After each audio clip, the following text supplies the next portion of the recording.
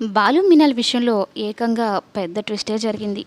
అసలు విషయానికొస్తే Manoj job search చేసుకోవడానికి వెళ్తేనే ఏదో అలసిపోయినట్టు, బాగా నీరస పడిపోయినట్టు, వాడు బాగా అలసిపోయాడు వాడినేం కదిలించుకురా అన్నట్టు ఈ ప్రభావతిను, రోహిణి బాలుని అడుగుతారనమాట. వాడి మీద పడి ఏడవకు అని. అందులోనూ జాబ్ చేయకపోతేనే ఆయన అలసిపోయాడు అనుకుంటున్నారు. రేపు ఒకవేళ జాబ్ చేస్తే నా మీద పడి ఖర్చేస్తారా ఏంటి అన్నట్టు మాట్లాడతాడనమాట బాలు. నీకేం తెలుస్తుంది, కారులో కదలకుండా కూర్చొని గేర్లు మార్చి సరిపోతుందా, ఒక్క జాబ్ సంపాదించు చూద్దాం అన్నట్టు రోహిణి మాట్లాడుతుంది.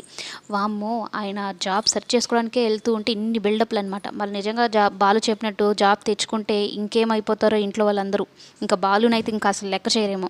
అయితే బాలు ఎప్పుడు లేట్గా వచ్చేవాడు త్వరగా వచ్చేస్తాడనమాట. మీనా దగ్గరికి వెళ్ళి మీనాని వెనక నుంచి కదిలిస్తాడు. ఏంటి అంత త్వరగా వచ్చేసారు అంటే, ఏం లేదు, నేను చూసి చాలాసేపు అయింది కదా, అందుకే వచ్చేసాను అన్నట్టు చెప్తాడనమాట. అసలు ఏందో చెప్పండి అంటే, ఒక 800 అప్పుగా ఇవ్వవా మీనా అని చాలా దీనంగా అడుక్కుంటాడనమాట. అయితే మీనా ఇస్తుంది. మా మంచి మీనా అని చెప్పని మీనాని తనకు తెలియకుండానే బుగ్గ మీద ముద్దు పెట్టేసి అక్కడి నుంచి వెళ్ళిపోతాడు. మీనా సిగ్గుపడుతూ ఆ బుగ్గని పట్టుకుంటుంది.